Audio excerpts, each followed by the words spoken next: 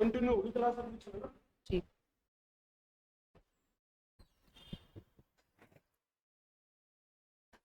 Hello students, कैसे हैं आप सब लोग? और सब बढ़िया मज़े में? तो स्टूडेंट्स, आज अपन क्या करेंगे, इनऑर्गेनिक केमिस्ट्री को स्टार्ट करने वाले हैं। इनऑर्गेनिक केमिस्ट्री में क्या होता है, अपन इसमें एक टॉपिक डिस्कस करेंगे। सबसे पहले यूनिट 1 का आयनिक सॉलिड के बारे में क्या करेंगे, अपन लोग डिस्कस करने वाले हैं। आयनिक सॉलिड में होता क्या है वो लोग अपन डिस्कस करेंगे कि आयनिक सॉलिड में क्या क्या है। फिर उसके बाद अपन डिस्कस करेंगे कि इसकी क्या क्या कैरेक्टरिस्टिक्स है, क्या क्या इसकी प्रॉपर्टीज है, ये सब अपन लोग डिस्कस करने वाले हैं।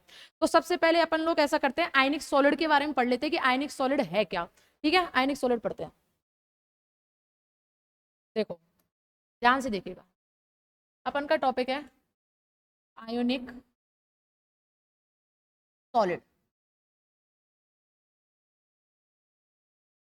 पहले अपन लोग ये देखते हैं आयनिक सॉलिड क्या है। आयनिक सॉलिड के बारे में देखते हैं। आयनिक सॉलिड क्या होता है?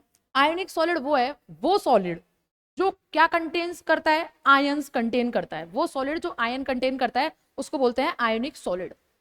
तो अपन क्या करेंगे,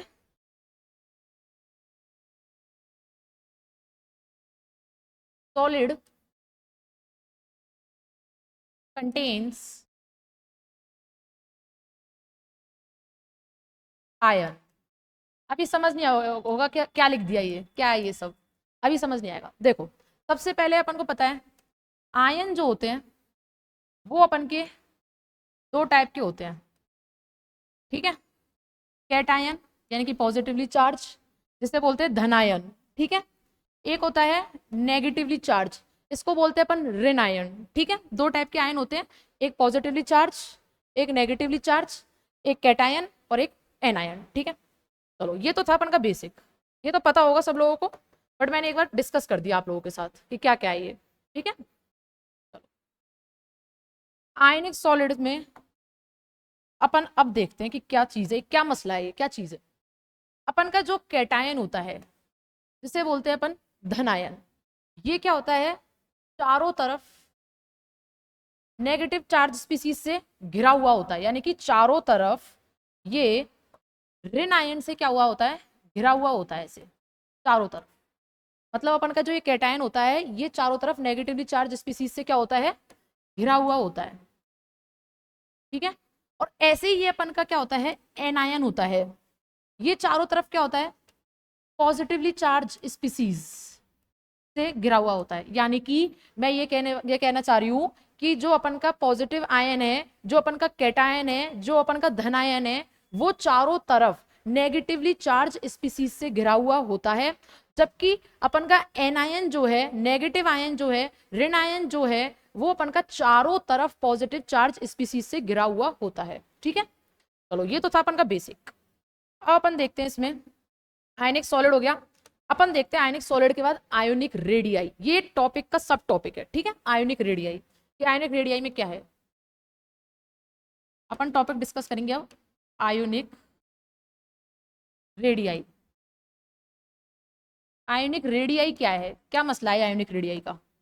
देखो, आयोनिक रेडियाई क्या होती है, जैसे कि ये अपन का क्या है, कैटायन। ठीक है, चारों तरफ कौन लगे हुए हैं इसके, एनायन जुड़े हुए हैं चारों तरफ इसके,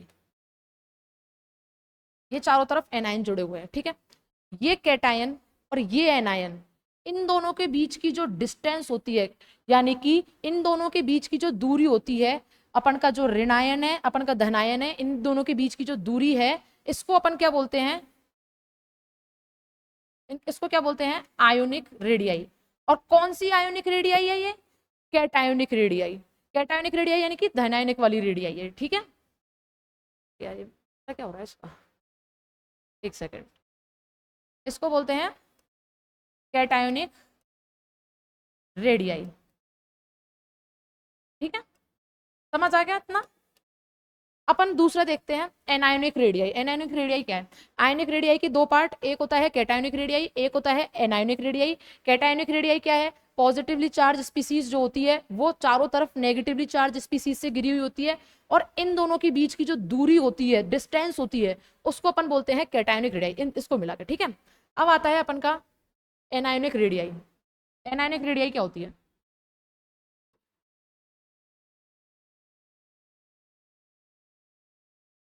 एनायनिक रेडियाई, जिसको अपन ऋण आयन बात कर रहे थे, ऋण आयन बता रहे थे। एनायनिक रेडियाई क्या है?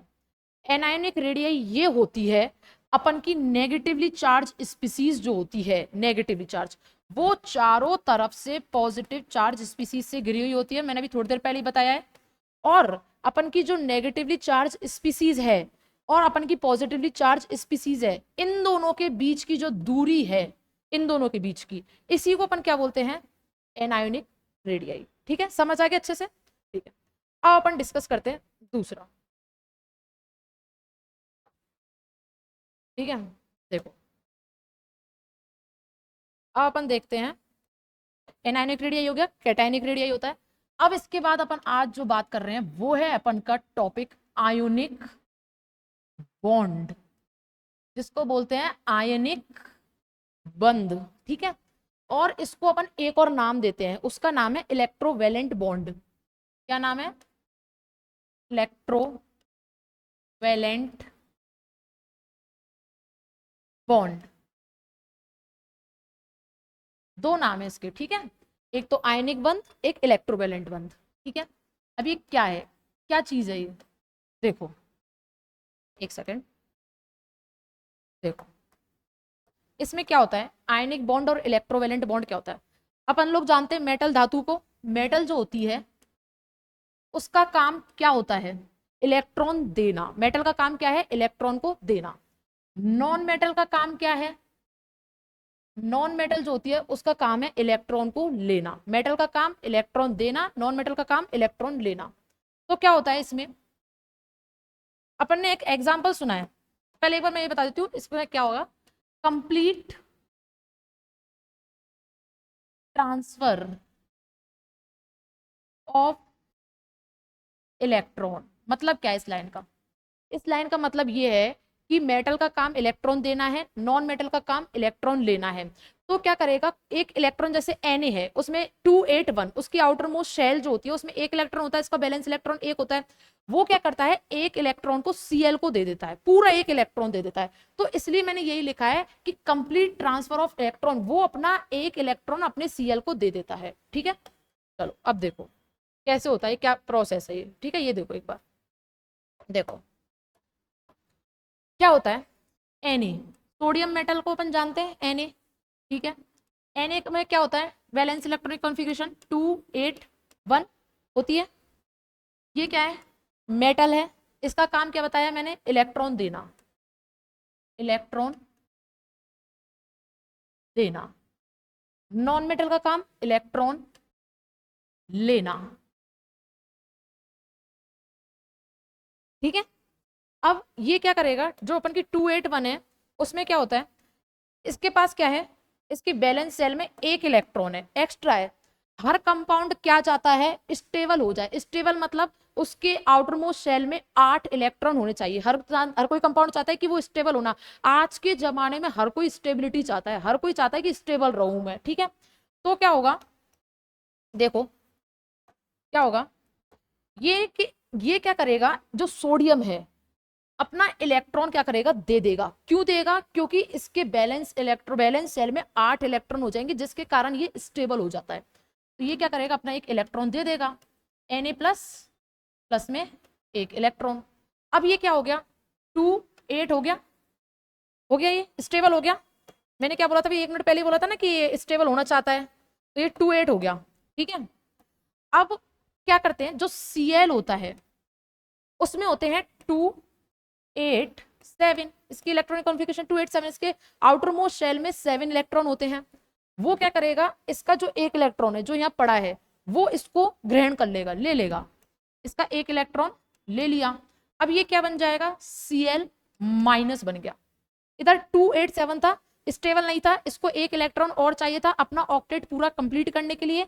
अब ये 287 को लेके इधर इसने एक इलेक्ट्रॉन जैसे ही लिया तो ये क्या हो गया, 288। अब इसके जो ये ऑक्टेट है अब ये कंप्लीट हो चुका है, अब ये पूरा स्टेबल हो चुका है। ठीक है, अब सब लोगों को लग रहा होगा कि जैसे मैम ये तो Na प्लस है, ये Cl माइनस है, इसने अपना ऑक्टेट पूरा कंप्लीट कर लिया, इसने अपना ऑक्टेट कंप्लीट कर लिया। तो मैम फिर ये NaCl क्यों फॉर्म करते हैं जब इनका ऑक्टेट कंप्लीट है, इसका ऑक्टेट कंप्लीट है, इसके ऑक्टेट में 8 इलेक्ट्रॉन है, इसके में 8 है, तो फिर ये 8-8 हो गए, स्टेबल हो गए, तो फिर ये NaCl क्यों फॉर्म कर रहे हैं? इसके पीछे क्या है पहले एक बार मैं ये बता देती हूँ। जो Na होता है और जो Cl माइनस है, इन दोनों के बीच में क्या होता है, बहुत कर्रे तरीके से एकदम स्ट्रांगली क्या होता है, इलेक्ट्रोस्टैटिक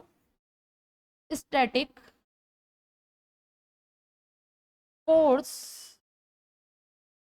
ऑफ अट्रैक्शन लगता है। यानी कि Na प्लस और Cl माइनस के बीच में क्या लगता है, एक अच्छे तरीके से एकदम इलेक्ट्रोस्टैटिक फोर्स ऑफ अट्रैक्शन लगता है। ये फोर्स इतना तगड़ा फोर्स होता है कि ये दोनों एक दूसरे को अलग नहीं कर सकते। तो इसमें क्या होता है, इलेक्ट्रोस्टैटिक फोर्स ऑफ अट्रैक्शन लगता है। ठीक है, चलो ये तो एक अपन का ये है कि इसमें इलेक्ट्रोस्टैटिक फोर्स ऑफ अट्रैक्शन लगता है, इसलिए ये दोनों एक दूसरे के बहुत ज्यादा क्लोज होते हैं। बट ये बताओ कि ये आपने भी बोला 1 मिनट पहले कि ये इसका ऑक्टेट कंप्लीट है, इसका ऑक्टेट कंप्लीट है, इसमें 8 है, इसमें 8 है, तो फिर ये NaCl क्यों फॉर्म कर रहे हैं? मैं बताती हूँ इसके पीछे क्या रीजन है। Na जो होता है ये क्या होता है, गैसियस फॉर्म में होता है। Na प्लस है, ये भी किस में होता है, गैसियस फॉर्म में होता है। ठीक है, और अपन का जो Cl है ये भी किस में होता है, गैसियस फॉर्म में होता है। Cl माइनस भी किस में होता है, गैसियस फॉर्म। मतलब क्या इधर कहने का मतलब मेरा ये है कि जो Na है वो गैसियस फॉर्म में, गैसियस फॉर्म में क्या करते हैं, वो सारे इलेक्ट्रॉन जो आयंस होते हैं वो इधर उधर मूव करते हैं, एक यहाँ भगेगा, एक यहाँ भगेगा, एक यहाँ भगेगा, एक यहाँ भगा, यहाँ भगा। उनका कोई स्टेबल नहीं है, मतलब वो ऐसे नहीं कि एक जगह बैठे हो, उनको चारों तरफ दौड़ना होता है, कहीं ना भगना होता है। पर जैसे ही ये उसमें आते हैं, किसमें, Na प्लस, Na जो है ये अपन का गैसियस में है, और Cl माइनस जो है ये भी अपन का गैसियस स्टेट में है। ठीक है, अब इधर तो क्या थे, ये अनस्टेबल थे। अब जैसे ही इन दोनों ने मिलके बॉन्ड बनाया, बने दोनों, तो ये क्या बन गया, NaCl। अब ये NaCl जो है वो क्या होता है, सॉलिड स्टेट में आ जाता है यहां आके। अब सॉलिड स्टेट की तो क्या खासियत है, सबको बांधे रखता है, सबको एक साथ बनाए रखता है। गैसियस की तो क्या खासियत है कि इधर उधर बगते जाओ, उसको कोई परवाह नहीं है। पर सॉलिड की तो क्या खासियत है, सबको एक तरफ बनाए रखता है, सबको एक जगह बैठाए रखता है। तो वो क्या करता है, सॉलिड फॉर्म में जैसे ही NaCl आता है वो क्या हो जाता है, स्टेबल हो जाता है। समझ आया क्या बोला मैंने? वापस देखो, Na था, गैसियस फॉर्म में था, अनस्टेबिलिटी था, अनस्टेबिलिटी फैला रहा था इधर, है ना। जैसे ही ये गैसियस में थे, जैसे ही ये क्या करेंगे, सॉलिड स्टेट में आएंगे, ये स्टेबल हो जाएंगे, क्योंकि सॉलिड क्या करता है, सबको एक तरीके से बांधे रखता है। मैं ये कह सकती हूँ सबको एक तरीके से इकट्ठे करके रखता है। और गैसेस की तरफ से तुम कहीं पे भी मूव करो, इधर करो उधर करो, उसको कोई परवाह नहीं है। सिर्फ सॉलिड ही ऐसा एक मात्र है जो क्या करता है, सबको बैठाए रखता है। ठीक है, तो इसलिए इसका रीजन ये है कि इसलिए ये क्या करते हैं, NaCl फॉर्म करते हैं, क्योंकि ये क्या होता है, सॉलिड फॉर्म में क्या हो जाता है, स्टेबल हो जाता है। ठीक है, तो अब नेक्स्ट देखो, ये था अपन का NaCl। NaCl के बारे में बता दिया मैंने, आयनिक बंध क्या था ये बता दिया आपको। ठीक है, अब अपन देखते हैं दूसरा टॉपिक, इलेक्ट्रो वैलेंसी। ये जो आयनिक बंध है इसको मैं भी मतलब उसमें लिखाऊंगी, नोट्स में लिखाऊंगी बाद में, पहले अपन एक बार समझ लेते हैं कि क्या क्या टॉपिक है ये। ठीक है, इलेक्ट्रो वैलेंसी क्या होता है, इलेक्ट्रो वैलेंसी ये देखते हैं। इलेक्ट्रो वैलेंसी क्या है, मेटल का काम क्या बताया था मैंने अभी 1 मिनट पहले ही बताया था, देखो इधर लिख रहा होगा। मेटल का काम इलेक्ट्रॉन देना, नॉन मेटल का काम इलेक्ट्रॉन लेना। ठीक है, तो इसमें क्या होता है, इलेक्ट्रो वैलेंसी में मेटल का काम होता है इलेक्ट्रॉन देना, और नॉन मेटल का काम क्या होता है, इलेक्ट्रॉन लेना। ठीक है, मेटल इलेक्ट्रॉन देगा, नॉन मेटल इलेक्ट्रॉन लेगा, यानी कि इलेक्ट्रॉन का लेना देना, आदान प्रदान, इसी को ही हम क्या बोलते हैं, इलेक्ट्रो वैलेंसी। ठीक है, कैसे देखो, मेटल और नॉन मेटल, यानी कि इलेक्ट्रॉन देना इलेक्ट्रॉन लेना, इसका नाम इलेक्ट्रोवैलेंसी। ठीक है, तो यानी कि इलेक्ट्रॉन गेन और लॉस, यानी कि देना और लेना। ठीक है, चलो ये तो ठीक है, ये तो नॉर्मली जैसे डेफिनेशन होती है ना, यही है। अपन को डेफिनेशन नहीं, अपन को कॉन्सेप्ट समझना है, कॉन्सेप्ट क्या है वो देखना है। देखो अपन का ग्रुप 1 है, इधर कर देती हूँ मैं, ग्रुप 1, ठीक है, ग्रुप 1, उसमें अपन के क्या आते हैं, लीना की रफ से लिथियम सोडियम पोटेशियम, ये ठीक है, लिथियम सोडियम पोटेशियम, इसकी इलेक्ट्रोवैलेंसी कितनी होती है, 1, ठीक है। नेक्स्ट बेटा मांगे बेरिलियम मैग्नीशियम, इनकी इलेक्ट्रोवैलेंसी कितनी होती है, 2, ठीक है। अब ग्रुप, मैं कह रही हूं 3 से लेके, अपन को पता है ग्रुप 1 ग्रुप 2 एस ब्लॉक के हैं, ग्रुप 3 से लेके ग्रुप 12 डी ब्लॉक के हैं, ग्रुप 13 से लेके बाकी जो है ग्रुप 17 वो अपन के किसके हैं, पी ब्लॉक के हैं, ठीक है। तो ग्रुप 3 से लेके मैं ग्रुप 12 की बात अभी नहीं कर रही, ठीक है, अभी बताऊंगी क्यों नहीं कर रही, बाद में डिस्कस करेंगे इसको। पहले अपन एस ब्लॉक का देखा है, एस ब्लॉक में क्या बताया, लिथियम सोडियम पोटेशियम, इसकी इलेक्ट्रोवैलेंसी कितनी होती है, 1, ठीक है। बेरिलियम मैग्नीशियम, इसकी इलेक्ट्रोवैलेंसी कितनी होती है, 2, ठीक है। अब अपन बात करते हैं ग्रुप 1 के बाद ग्रुप 13, जो मेरा क्या है, ग्रुप 13 है, वो मेरा है पी ब्लॉक एलिमेंट। इसमें क्या आता है, बोरॉन, एल्यूमिनियम, बैंगन आलू गाजर इनथेला, ठीक है, यही पढ़ी होगी ट्रिक्स, आप लोगों ने पीरियोडिक टेबल में पढ़ के आए होंगे, ठीक है। तो इसमें क्या होता है, बेरिलियम और अपन का ये क्या है, एल्यूमिनियम, इसकी जो इलेक्ट्रोवैलेंसी जो होती है वो कितनी होती है, 3, ठीक है। नेक्स्ट ग्रुप 14,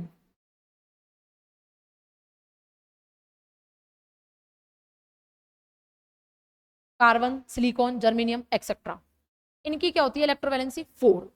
मतलब क्या कहना चाह रही हूं मैं इधर, मैं ये कहना चाह रही हूं कि जो अपन के ये कार्बन सिलिकॉन जर्मेनियम है, आउटर मोस्ट में कितने होते हैं, ऑक्टेट कंप्लीट करने के लिए कितने इलेक्ट्रॉन चाहिए होते हैं, 8, 8 में से क्या हुआ, 4 तो इसके पास है, इसकी इलेक्ट्रोवैलेंसी 4 है, या तो ये 4 इलेक्ट्रॉन ले ले या 4 इलेक्ट्रॉन दे ले, कोई फायदा नहीं है, मतलब 4 4 ही हो रहा है, 4 लेगा 4 देगा तो क्या फायदा इसको, कोई फायदा नहीं है। तो ये क्या होता है, इसकी इलेक्ट्रोवैलेंसी शो नहीं होती इसकी, ये किसी और के साथ बना लेता है कंपाउंड, पर ये खुद नहीं करता, ठीक है। अब देखो नेक्स्ट, एक सेकंड, ये हो गया ग्रुप 14। अब अपन बात करते हैं ग्रुप 15, ग्रुप 15 में नाइट्रोजन, फॉस्फोरस, आर्सेनिक एक्सेट्रा, ठीक है। ये क्या करते हैं, इनके इलेक्ट्रोवैलेंसी आउटर में क्या होते हैं, 5 इलेक्ट्रॉन होते हैं, ये 5 तो क्या कर सकते हैं, दे नहीं सकते, पर 3 ले सकते हैं ये, तो इनकी इलेक्ट्रोवैलेंसी कितनी होती है, 3। और अपन का ग्रुप 16, ऑक्सीजन, सल्फर, है ना, तो ये क्या करते हैं, इनकी इलेक्ट्रोवैलेंसी कितनी हो जाती है, 2। क्यों, क्योंकि ये 6 तो ले नहीं सकते पर 2 तो दे सकते हैं आराम से, तो इसकी क्या हो जाती है, 2 इलेक्ट्रोवैलेंसी। अपन का आता है ग्रुप 17, सबको पता होगा फिर कल 12 ही आंटी, है ना, क्लोरीन क्लोरीन ब्रोमीन आयोडीन, ठीक है। इनकी इलेक्ट्रोवैलेंसी कितनी होती है, 1। क्यों, क्योंकि ये 7 तो दे नहीं सकते पर 1 तो ले सकते हैं आराम से, तो इनकी इलेक्ट्रोवैलेंसी होती है 1। ये हो गए अपन के नॉर्मल एलिमेंट या रिप्रेजेंटेटिव एलिमेंट, यानी कि एस ब्लॉक, ये हो गया अपन का पी ब्लॉक। अब हम बात करते हैं ग्रुप 3 से लेके ग्रुप 12, ये होते हैं हमारे डी ब्लॉक। क्या होता है डी ब्लॉक में, देखो डी कक्षक जैसे कहते हैं हिंदी में। ग्रुप 3 से लेके ग्रुप 12 मैंने इधर साइड में क्यों बताए, वो इसलिए वो क्या करते हैं, वेरिएबल वैलेंसी बताते हैं।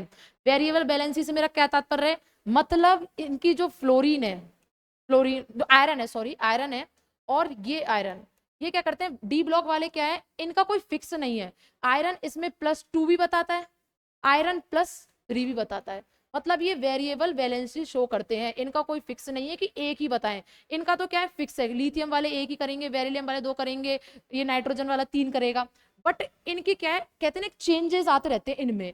तो ये क्या है, आयरन +2 भी शो करता है और कभी कभी देखा होगा +3 भी शो करता है आयरन, तो इसलिए इनकी क्या होती है, वेरिएबल वैलेंसी होती है, यानी कि ये किसी एक पर नहीं टिकते, ये इधर उधर चलते रहते हैं, ये किसी एक पर टिकने वाले नहीं है ये लोग, तो इसलिए इनकी क्या होती है, वेरिएबल वैलेंसी होती है, ठीक है।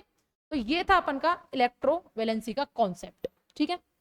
अब अपन जो बात करेंगे वो कुछ अच्छी बातें, देखो क्या है वो ये है, कुछ एनर्जी टर्म्स बताती हूँ, मतलब कुछ कुछ ऐसे अपन डिफाइन करते देखते आए होंगे, आयनाइजेशन एनर्जी, इलेक्ट्रॉन एफिनिटी, ये पढ़ी होंगी पीरियोडिक टेबल में, है ना। ये डिस्कस करते हैं क्या है ये। देखो एनर्जी टर्म्स,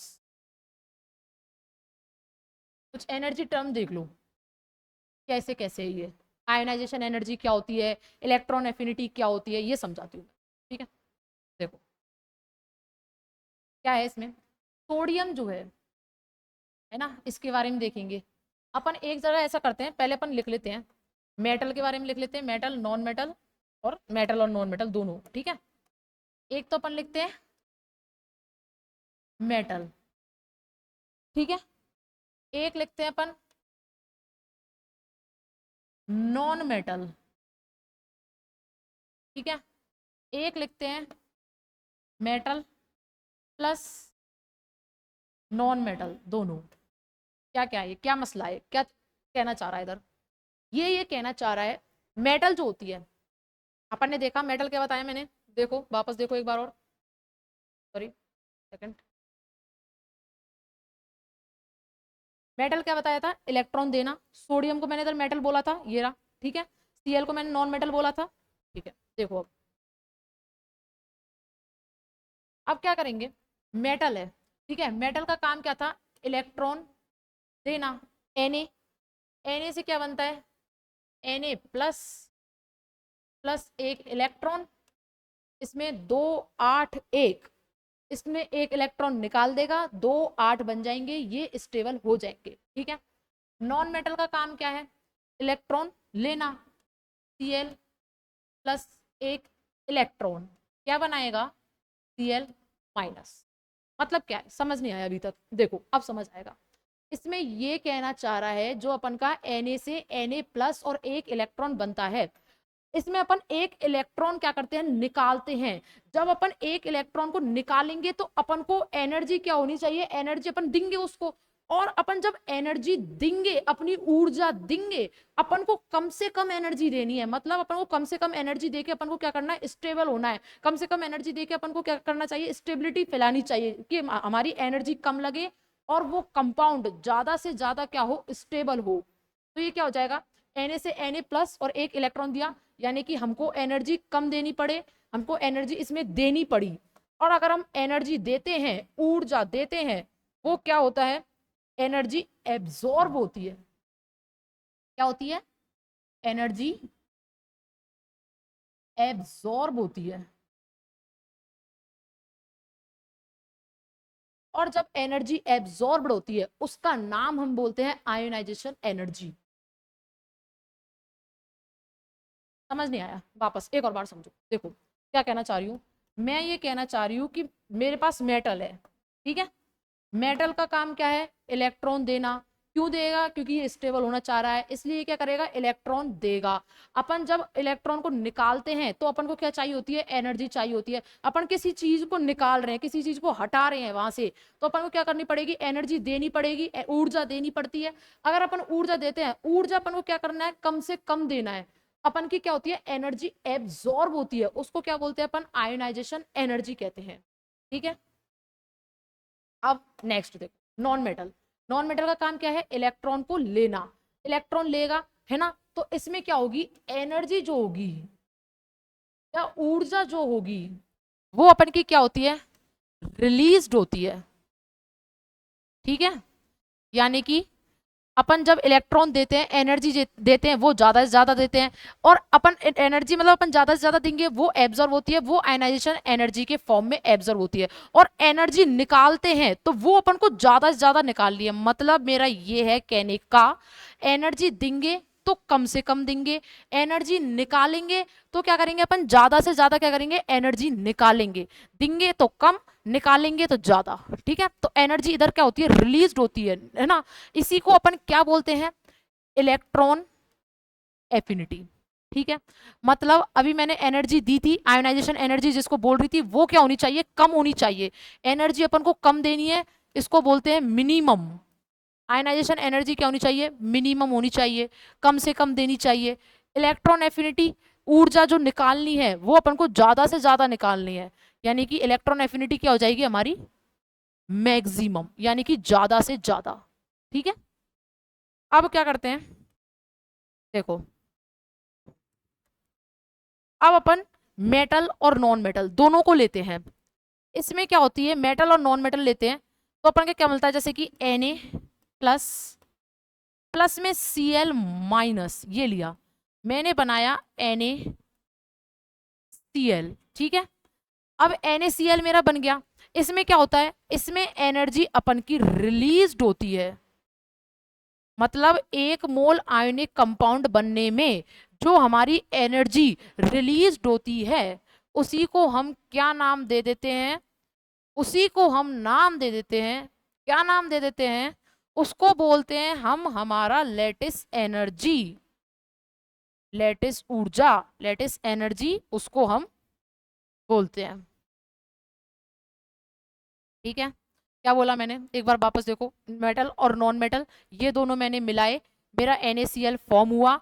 इसमें क्या होगा, एनर्जी रिलीज होगी। लेटेस्ट एनर्जी क्या होती है, जब एक मोल आयनिक कंपाउंड बनने के लिए हमारे सोडियम और कैल्शियम एनर्जी जो देते हैं उसी को हम क्या बोलते हैं, लेटेस्ट एनर्जी बोलते हैं, ठीक है। तो ये हमारा क्या हो गया, NaCl कंपाउंड बन गया, ठीक है, समझ आ गया इतना।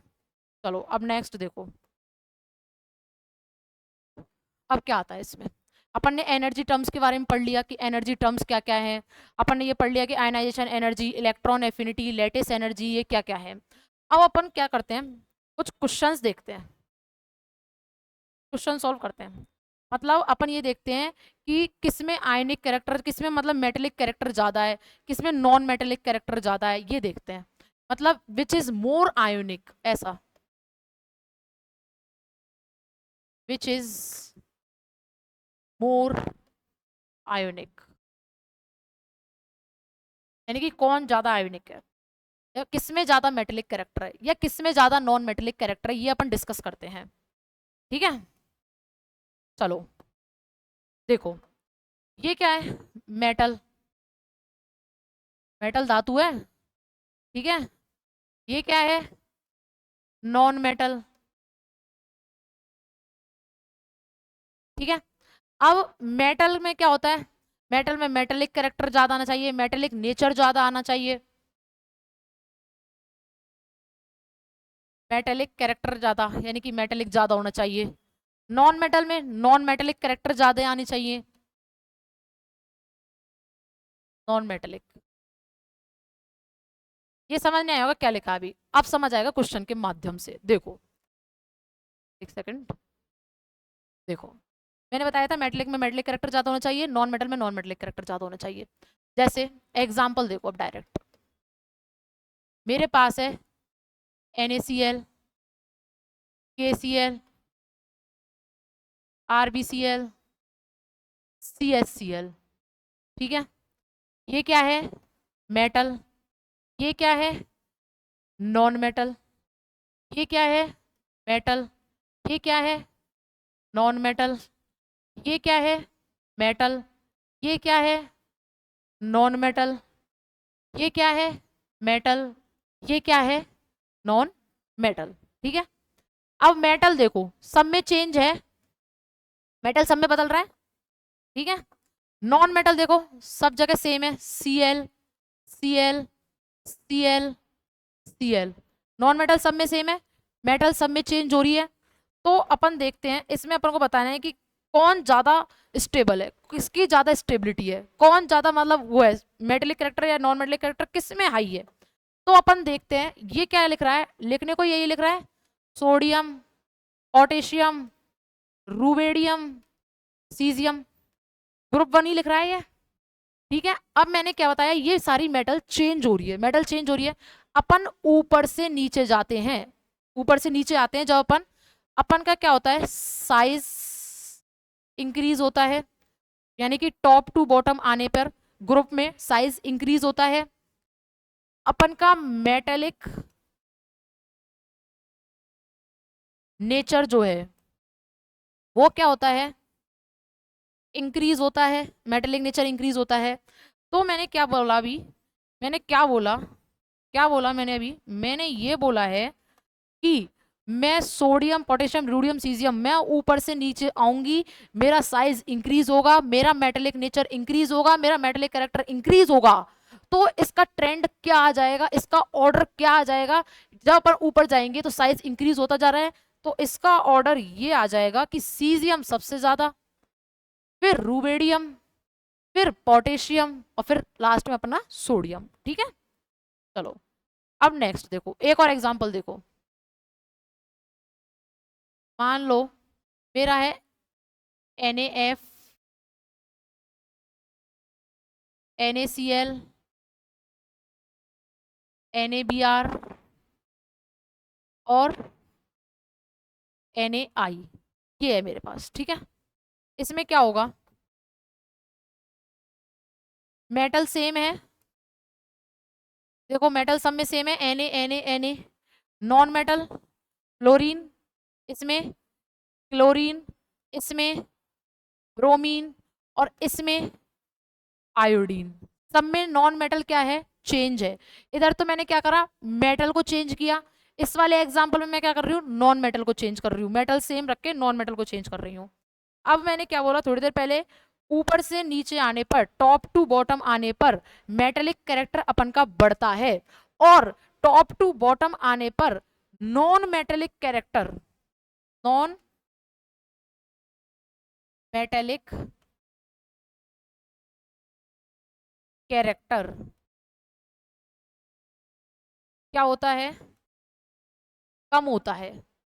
ठीक है, नॉन मेटेलिक कैरेक्टर क्या होता है, कम होता है। जैसे अपन ने लिख रखा है इधर फ्लोरीन, क्लोरीन, ब्रोमीन और आयोडीन, ऊपर से नीचे जाने पर नॉन मेटेलिक कैरेक्टर कम होता है, डिक्रीज होता है। तो अपन का क्या ट्रेंड आ जाएगा, ऊपर से नीचे जाने पर नॉन मेटेलिक कैरेक्टर कम हो रहा है, तो अपन का इस टाइम क्या ऑर्डर आएगा, अब अपन का जो ऑर्डर आएगा वो होएगा फ्लोरीन सबसे ज्यादा, क्लोरीन उससे ज्यादा, ब्रोमीन उससे ज्यादा, और आयोडीन सबसे लास्ट में। फ्लोरीन सबसे ज्यादा, उसके बाद क्लोरीन, उसके बाद ब्रोमीन, उसके बाद आयोडीन। ठीक है, चलो अब एक और देखते हैं। ये था अपन का कि किस में मेटेलिक कैरेक्टर ज्यादा है, किस में नॉन मेटेलिक कैरेक्टर ज्यादा है, ये अपन ने अभी तक पढ़ा था। अब अपन देखते हैं कुछ इसमें बातें, प्रॉपर्टीज देख लेते हैं, ऐसा करते हैं अपन एक बार। प्रॉपर्टीज, आयनिक प्रॉपर्टीज, प्रॉपर्टीज किसकी, आयनिक कंपाउंड की। प्रॉपर्टीज ऑफ आयोनिक कंपाउंड, क्या क्या प्रॉपर्टी है इसकी, सबसे अपन देखते हैं पहले इसका फिजिकल नेचर। इसका फिजिकल नेचर क्या होगा, इसका जो फिजिकल नेचर होगा, फिजिकल नेचर जो होगा वो क्या होगा, फिजिकल नेचर इसका होगा सॉलिड। मैंने क्यों बोला ये सॉलिड, मैं चाहती तो लिक्विड भी बोल सकती हूँ, मैं चाहती तो गैस भी बोल सकती, पर सॉलिड क्यों बोला है, सॉलिड मैंने इसलिए बोला है क्योंकि इसमें क्या लग रहा था, इलेक्ट्रोस्टैटिक फोर्स ऑफ अट्रैक्शन लग रहा था। मैंने बताया था फर्स्ट स्लाइड में, इलेक्ट्रोस्टैटिक फोर्स ऑफ अट्रैक्शन बताया था ये फर्स्ट स्लाइड में, देखो बता रखा है ना, इलेक्ट्रोस्टैटिक फोर्स ऑफ अट्रैक्शन लग रहा था। मतलब गैस में तो क्या कर रहे थे, वो इधर उधर मूव कर रहे थे, पर जैसे ही ये क्या करे सॉलिड फॉर्म में आए, तो क्या हो गया, सब एक साथ बंध गए थे। उसके कारण ये क्या हो रहा था, जो फिजिकल नेचर है वो इसका सॉलिड है, क्योंकि वो क्या है, आयंस जो है वो इधर उधर मूव नहीं करेंगे, वो एक जगह बैठ चुके हैं, तो इसलिए इसका फिजिकल नेचर क्या था, फिजिकल नेचर क्या था, सॉलिड। ठीक है, फिजिकल नेचर इसका सॉलिड था, किस कारण था, due to electrostatic force of attraction, उसके कारण इसका फिजिकल नेचर क्या था, सॉलिड था। ठीक है, सेकंड, सेकंड देखते हैं इसका मेल्टिंग पॉइंट या बॉइलिंग पॉइंट। इसका मेल्टिंग पॉइंट और बॉइलिंग पॉइंट क्या है, देखो इसका जो मेल्टिंग पॉइंट और बॉइलिंग पॉइंट होता है वो क्या होता है, हाई होता है, हाई। क्यों होता है high, due to electrostatic force of attraction, उसके कारण क्या होता है, इसका मेल्टिंग पॉइंट और बॉइलिंग पॉइंट क्या होता है, हाई होता है। ठीक है, तीसरा पॉइंट देखो, थर्ड पॉइंट, इसकी कंडक्टिविटी कैसी होती है, कंडक्टिविटी अपन कितनी भी हीट दे लें, मेल्टिंग पॉइंट बॉइलिंग पॉइंट में कितनी भी हीट दे लें, कितना भी टेम्परेचर दे लें, इनका मेल्टिंग पॉइंट और बॉइलिंग पॉइंट क्या होगा, हाई होगा, क्योंकि इलेक्ट्रोस्टैटिक फोर्स ऑफ अट्रैक्शन ऐसे लगे हुए थे, है ना। अब इलेक्ट्रोस्टैटिक फोर्स ऑफ अट्रैक्शन अपन इसको नीचे से क्या कर रहे हैं, हीट दे रहे हैं, पर अपन का इलेक्ट्रोस्टैटिक फोर्स ऑफ अट्रैक्शन लगे हुए हैं, वो क्या नहीं करेंगे, इसको ऐसे दूर नहीं जाने देंगे, इसका बॉन्ड को वीक नहीं होने देंगे, इसलिए। ठीक है, अब कंडक्टिविटी देखो, कंडक्टिविटी में क्या आता है, ये बेड कंडक्टर होते हैं, किस में होते हैं बेड कंडक्टर, किस में होते हैं बेड कंडक्टर, ये होते हैं बेड कंडक्टर सॉलिड स्टेट में, due to electrostatic force of attraction के कारण ये क्या होते हैं, बेड कंडक्टर होते हैं, किस में होते हैं, सॉलिड स्टेट में। क्यों, क्योंकि क्या होता है, आयंस जो होते हैं वो मूव नहीं कर पाते, इधर उधर घूम नहीं पाते, चल नहीं पाते, इसलिए ये क्या करता है, सॉलिड इन सबको आयंस को बांधे रखता है, इसलिए ये क्या होती है, इनकी जो कंडक्टिविटी होती है वो क्या होती है, बेड कंडक्टर होते हैं। ठीक है, चलो अब नेक्स्ट देखो, नेक्स्ट क्या कहना चाह रहा है, ये बोल रहा है, चलो बेड कंडक्टर मान लिया सॉलिड स्टेट में होते हैं, बट लेकिन ये गुड कंडक्टर होते हैं किसमें, गुड कंडक्टर किसमें होते हैं, ये गुड कंडक्टर होते हैं ये मोल्टन स्टेट और एक्वस स्टेट में। मतलब कहने का मतलब क्या है, कहने का मतलब मेरा ये है कि ये मोल्टन स्टेट में और एक्वस स्टेट में ये गुड कंडक्टर होते हैं। कैसे होते हैं गुड कंडक्टर मोल्टन स्टेट और एक्वस स्टेट में, जैसे ही अपन इसको हाई टेम्परेचर देंगे, बहुत ज्यादा टेम्परेचर देंगे मोल्टन स्टेट में, तो क्या होगा, जो अपन के फोर्स है वो क्या होगा, अपन का वीक होता जाएगा, ऐसे ऐसे वीक होता जाएगा, ऐसे धीरे धीरे दूर होता जाएगा, दूर होता जाएगा, पहले इतना था, फिर जैसे अपन ने इसको नीचे से हीट दिया तो इसका फोर्स जो होता है वो ऐसे वीक होता जाता है, इसका जो फोर्स है वो वीक होता जाएगा, जिसके कारण क्या होगा, बॉन्ड जो है वो टूटना स्टार्ट करता है, मतलब वीक होता जाता है। ठीक है, तो ये क्या होते हैं, मोल्टन स्टेट में क्या होते हैं, ये वीक होते हैं। और एक्वस स्टेट में पानी की एक खासियत है, क्या खासियत है, कि ये जैसे ही एक्वस स्टेट में जाता है, एक्वस स्टेट में जाता है तो पानी क्या करता है, इसके जो बॉन्ड है उनको क्या कर देता है, वीक कर देता है। पानी के अंदर एक खासियत होती है कि ये क्या कर देता है, बॉन्ड को, बंद को क्या कर देता है, वीक कर देता है। पानी के अंदर एक विशेषता है, खासियत है इसके अंदर, कि इसके अंदर कोई भी बॉन्ड आया उसको क्या कर देता है, ये अपने साथ बहा ले जाता है, उसको अपने साथ ले जाता है, जिसके कारण इसका बॉन्ड क्या हो जाता है, वीक हो जाता है। मोल्टन में क्या होता है, अपन ने इसको नीचे से टेम्परेचर बढ़ाया, उसके कारण क्या होगा, इसका बॉन्ड वीक होता है, ये पास पास होते हैं, जिसके कारण ये जैसे दूर दूर होते जाते हैं। ठीक है, ये था पर का कंडक्टिविटी। फोर्थ देखो, फोर्थ जरा बता देती हूँ, ये आइसोमेरिज्म शो नहीं करते। आइसोमेरिज्म मतलब same molecular formula, different structural formula. Isomerism अपन के ये आयोनिक वाले आइसोमेरिज्म शो नहीं करते। आइसोमेरिज्म कौन शो करता है, कोवलेंट वाले करते हैं। कोवलेंट बॉन्ड देखा होगा ना, वो क्या करता है, आइसोमेरिज्म शो करता है। कोवलेंट वाले, कोवलेंट वाले क्या करते हैं, आइसोमेरिज्म शो करते हैं। ये मैं आगे बताऊंगी क्यों नहीं करते, तो अभी मैं बता रही हूँ फिलहाल कि आइसोमेरिज्म आयोनिक वाले शो नहीं करते। ठीक है, चलो नेक्स्ट देखो, नेक्स्ट इसकी क्या प्रॉपर्टी है वो देखो, ये सबसे इंपॉर्टेंट प्रॉपर्टी है, क्या, आइसोमॉर्फिज्म। क्या होता है आइसोमॉर्फिज्म में, ये देखो, आइसोमॉर्फिज्म में ये होता है, इसमें फॉर्मूला टाइप सेम होता है, सेम फॉर्मूला टाइप, यानी कि फॉर्मूला टाइप इसमें क्या होता है, बिल्कुल सेम होता है। और साइज जो होती है वो नियरली, यानी कि लगभग साइज क्या होनी चाहिए, समान होनी चाहिए। तो साइज नियरली सेम, यानी कि फॉर्मूला टाइप सेम होना चाहिए। फॉर्मूला जैसे कि NaCl है ना, KCl, तो फॉर्मूला क्या है इनके सेम है, यानी कि Na+Cl- K+Cl-, तो फॉर्मूला टाइप सेम होना चाहिए। दूसरी बात, इसकी जो साइज है वो नियरली सेम होना चाहिए। अब अपन इसको एग्जाम्पल से सॉल्व करते हैं, एग्जाम्पल के थ्रू देखते हैं इनको। चलो एग्जाम्पल देखते हैं कैसे कैसे, मतलब क्या कहना चाह रहा है ये।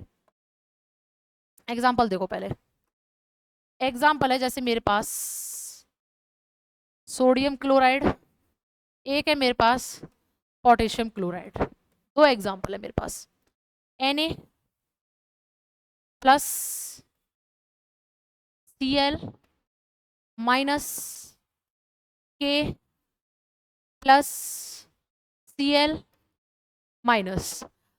साइज देखो, सोडियम पोटेशियम, डिफरेंस है इनके साइज में, कितना डिफरेंस आ गया, एक थर्ड पीरियड का आ गया सोडियम, पोटेशियम फोर्थ पीरियड का आ गया, साइज में कितना डिफरेंस आ गया। Cl तो चलो सेम है, साइज जो है इनकी में क्या आ गया, डिफरेंस आ गया। फॉर्मूला टाइप तो सेम है, NaCl KCl, एक इसके पास एक, इसके पास एक, इसके पास एक, इसके पास एक, यानी कि प्लस माइनस। साइज इसमें डिफरेंस है पर फॉर्मूला टाइप क्या है इसमें, सेम है।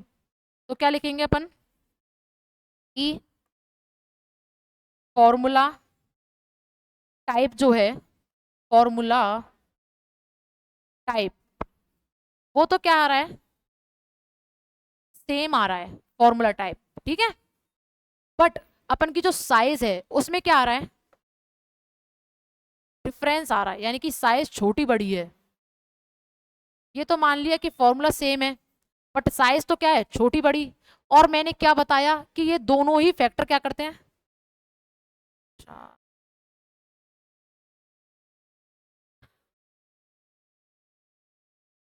हेलो हेलो,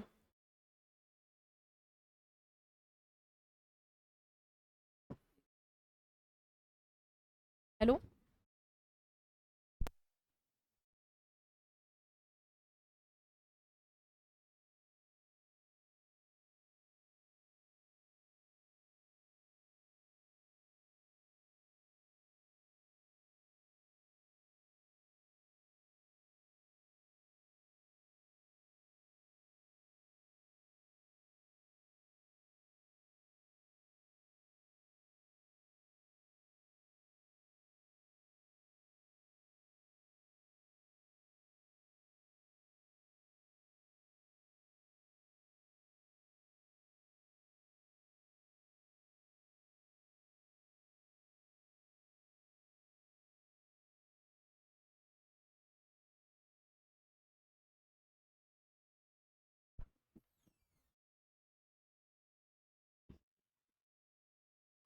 सो ठीक है।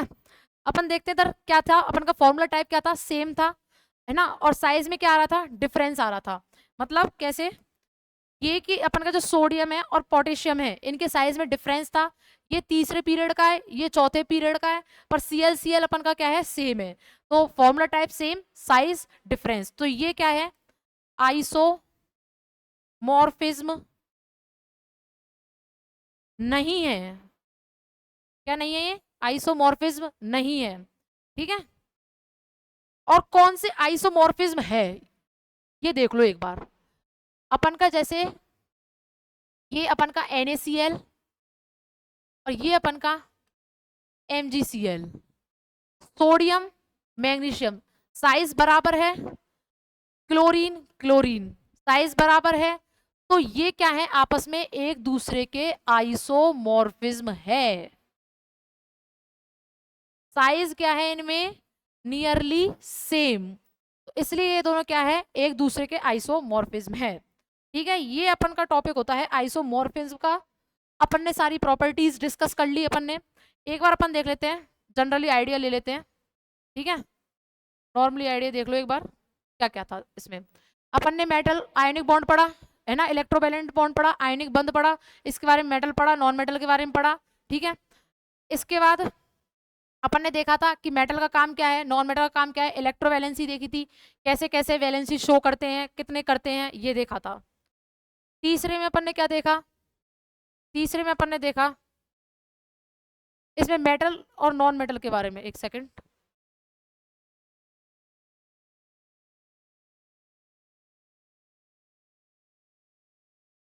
तीसरे में अपन ने मेटल और नॉन मेटल के बारे में देखा, ठीक है। अपन ने फिर उसके बाद देखे थे अपन ने क्या क्या कैरेक्टर्स है, कौन कौन metallic character, non metallic character, ये क्या होगा। उससे पहले अपन ने देखा था ionisation energy, electron affinity, lattice energy, ये देखा था, ठीक है। इसके बाद अपन ने सारी प्रॉपर्टीज पढ़ी थी, कैसे कैसे इसकी प्रॉपर्टी है। तो स्टूडेंट्स अभी तक के लिए अपन क्या करेंगे, इतना ही पढ़ेंगे, ठीक है। अभी तक के लिए अपन इतना पढ़ेंगे। आगे जो है उसके बाद अपन कल से स्टार्ट करेंगे आगे का जो टॉपिक है, ठीक है। आगे का अपन टॉपिक कल से स्टार्ट करेंगे। अब अपन क्या करेंगे, मैं इनके क्या है, अभी तो मैंने सिर्फ नॉर्मली समझाया समझाया था कि ऐसे ऐसे इसमें होता है। अपन क्या करेंगे, कल से एक सिस्टमेटिक तरीके से यानी कि नोट्स बनाते हुए, अपन इनकी पीडीएफ बनाते हुए इनको देखेंगे कि कैसे कैसे इसका क्या क्या पॉइंट रहेंगे, कैसे कैसे इसको डिफाइन कर सकते हैं, किस तरीके से अपन इसकी थ्योरी देख सकते हैं। तो अपन क्या करेंगे, कल से इसकी थ्योरी और स्टार्ट करेंगे पीडीएफ के इसके इसमें मतलब हाथों हाथ में क्या करूंगी, ऐसा करूंगी इसी में सेट करवा दूंगी कि मतलब हाथों हाथ अपन इसके नोट्स देखते चलेंगे कि कैसे कैसे क्या क्या नोट्स बनेंगे, कैसे कैसे इसमें क्वेश्चंस बनने वाले हैं। तो वो अपन क्या करेंगे, कल से स्टार्ट करते हैं। आज अपन ने क्या करा, एक बार जनरली बेसिक आइडिया ले लिया कि इसमें ये होता है, ठीक है। तो कल से बना रहिएगा, कल से अपन क्या करेंगे, वापस स्टार्ट करने वाले। Okay, thank you.